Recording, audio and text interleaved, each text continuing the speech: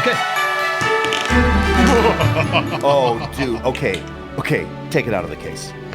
Get it out of the case. I'm not going to take out the case. Dude, you must, because I have to see it, and I can't believe that you actually did it, dude. I remember on the podcast when we were talking about it, and I remember I was like, oh, maybe you should just pull the trigger. And I was kidding, but you actually did it. I know, and before I will get it, I promise I will get it out, but before I get it out, I just want to sort of like justify the spend, because my wife might watch this video and there's and I need to kind of sort of like give her a good reason why this happened.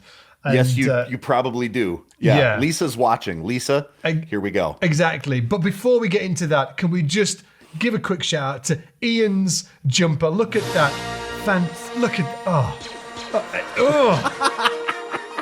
When I was a kid, right, this bass was super important. Let me just pop this open as well. So I'm not going to open it yet. Dude, that's like bass ASMR. The hearing the latches pop. I'm like, oh. Let me just tell you come here, Ian. Let me tell you a little bit about my childhood. The first song that I fell in love with as a child was released, I think, in 1984. It was Feed the World. Live Aid, dude. Yeah. Feed the World. That song, right, Bono is on it. Yes. Phil Collins is playing drums. Yes. It was kind of the first song that I fell in love with as a child that I can like remember falling in love with as a child. Anyway, the bass that was on the video that was used for that track, Feed the World, Live Aid, is this bass. Shall I get it out? So check this out. Yeah.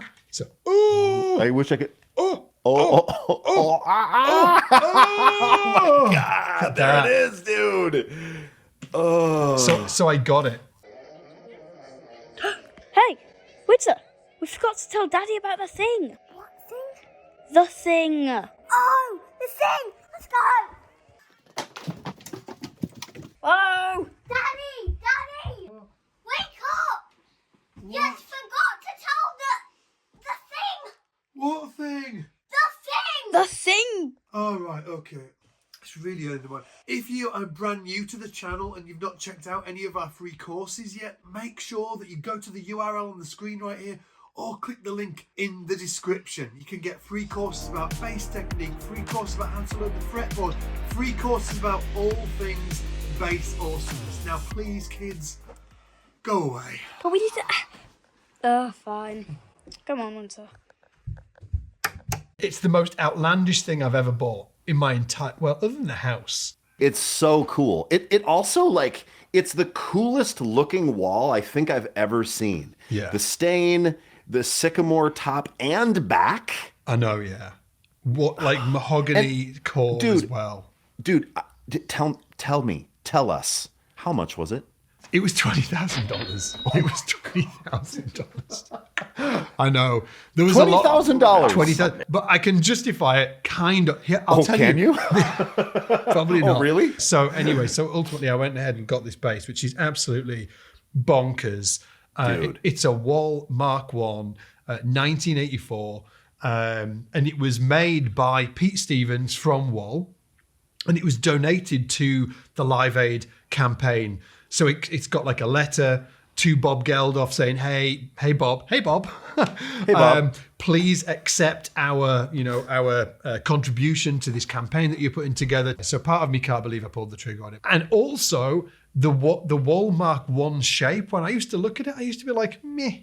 To me, that shape is the quintessential English contribution. That is the British contribution to like bass aesthetic. Wal basses have a really unique approach to their circuit.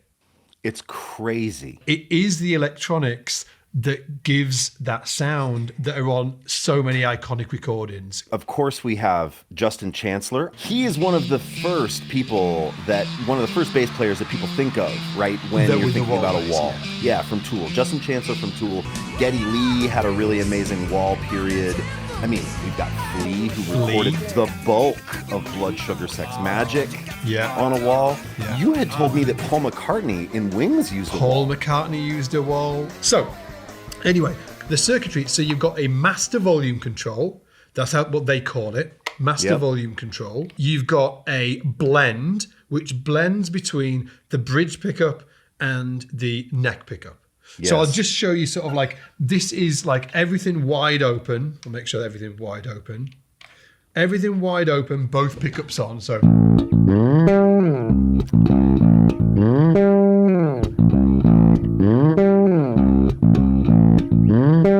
I will say I'm going through a bass rig, super vintage SVT amp simulator by Origin Effects. Shout out to the guys at Origin Effects because you're freaking awesome, killer. Yep. Definitely check out those pedals. That's just giving it a bit of drive, right? Yes. If I did the same bass line all on the bridge pickup, it's going to sound like this. Oh, still so cool. They have got a particular sound. Like I will, you know, when you listen to a jazz bass and you're like, oh, yes, it's a jazz bass or a P bass. Yes. I'm not sure what it is, but they do sound like when I play that, even in that bridge pickup, I'm like, what? Sounds like a wall. It does. It's something in the top. To me, it's something in the crispiness you can hear of it the top up end. Yes. It's got there in the end. Yeah. Yes. So that and then was what's in the neck pickup? Yeah, the neck pickup, same bass line.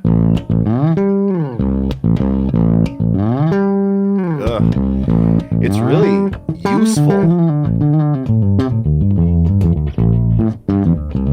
Yeah. Really nice, but not a P bass. No, not at all. Not a P bass, actually. No. It's not as wide. There's not as much low end. It's just different, right? So again, it sounds like a wall. Okay, next level. Yeah, please, next level. 2. Okay, I think the coolest bass knobs I've ever used. Dude, I 100% agree. They remind me of like knobs on like a airplane, or awesome. or like high quality like medical. Yeah, I think they're metal. I think they're alloy or metal or something like that. I think they are. This is a volume control. You've got a balance or pan between the two pickups, and then you've got 2 tone controls that are actually like low pass filters. Here's where it starts getting wacky. So these are low pass filters. Well, let me just show you. So I'll put it all on bridge pickup, and then I'm going to turn down the bridge pickup tone. So let's say all the way down.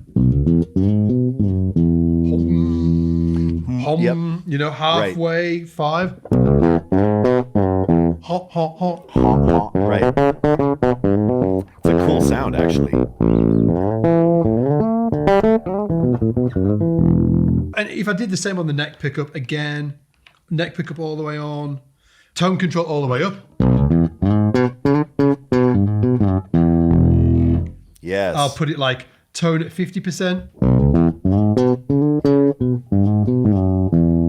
It's cool. All the way off. Whoa. Goes way under. That's like low pattern. That's very cool.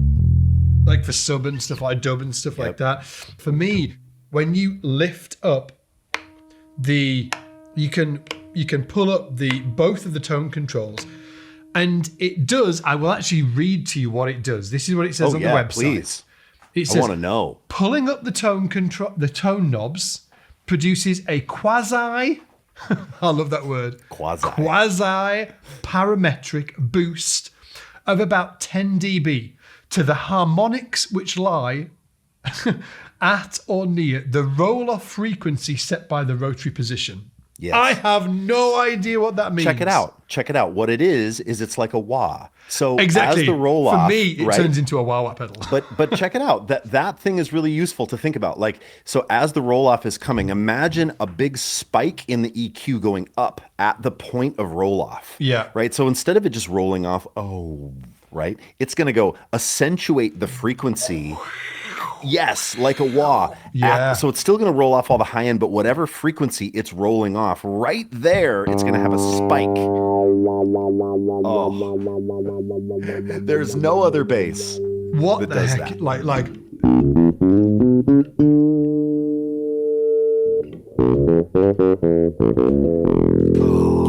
Let's turn the drive down a little bit here on this. It's so cool.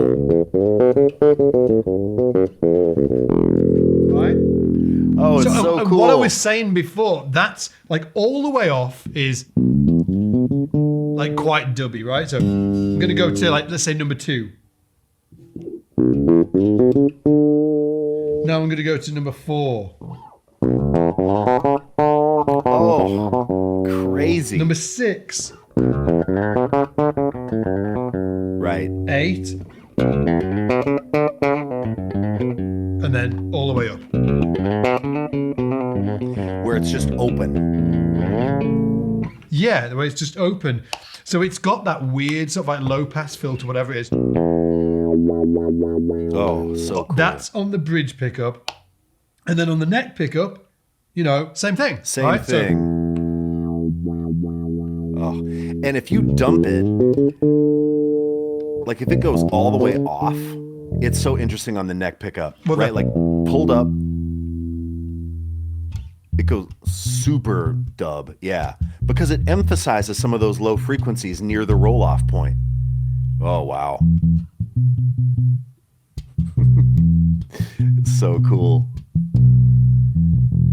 Yeah, it's bonkers. It is. It it's is crazy. bonkers. It's crazy, Yep. but I say, and I'll be totally honest, when I first picked up the bass, I plugged it in and I was kind of put off. And I think that you probably sensed that, right? Like I played it. Yeah. And you were like, oh, how's the wall, dude? How's it? Yeah, I was like, you were like, it's okay. It's weird. So I definitely Yeah. went through that kind of like, because it was Yes. just so different. And Yep. then you came over, we were hanging Yeah. out, you plugged it in, and you're like a tone nerd. So you Yeah. were just sort of like plugging, and you were like, oh. And then that is actually when I actually really fell in love with the flexibility of it. It was when you were playing, and then I can remember when I was like you were messing. then finding the sound. Exactly, Yeah. We were yeah. trying to hit like a blood sugar sex magic target, a Yeah. tone target. Yeah. Right. And you pulled a knob and just tweaked the frequency a little bit. And we're like, oh, that's kind of the character of the top end of Yeah. blood sugar. Yeah. You know, oh, so fun. So what we God, did, yeah, so what fun. what we did to do that is I think that we had it on. Trying to remember, I think we had both pickups on. You know, obviously master volume all the way up, tone control for the neck pickup down, like in and all the way up. But then the bridge pickup, we pulled the tone up and then we dialed it back. So It was like to an 8 or 9. Yeah, it was about 8 or 9. Bit of drive and then And I think we also used pick attack, Scott. we did. Yes, it has to have the pick attack on. That's a boost when you pull out the volume knob, correct? It is, yeah. Okay, so here's it without the pick attack. So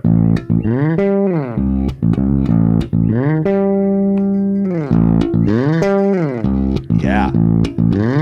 super subtle, really high frequency, but just adds it, and it's the vibe. Yeah. Oh, it's so cool. Yeah. And there's something about like the wall sound to me is about the top end.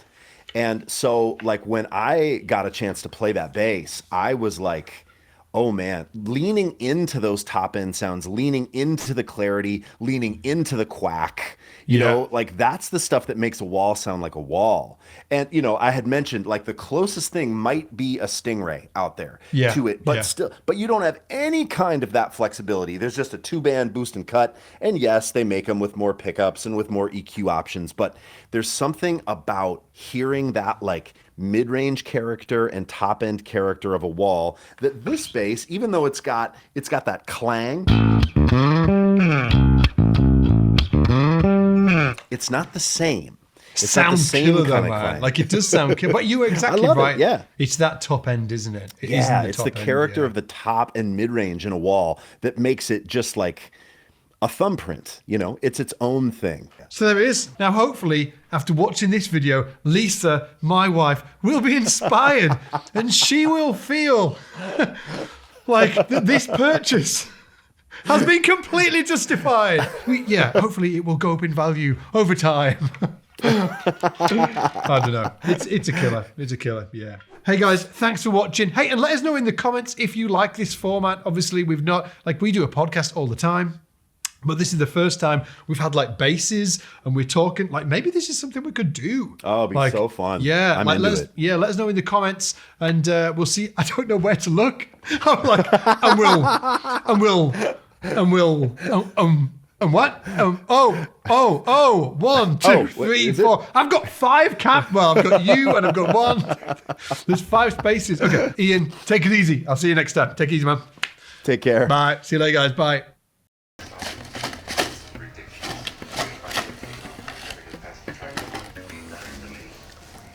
No. Oh. You haven't even got your house? No. Out front, the grass is like super short, like pristine. And around the back of the house, it's super scruffy. You know what it's called? No. A lawn mullet. I'd give anything for a mullet.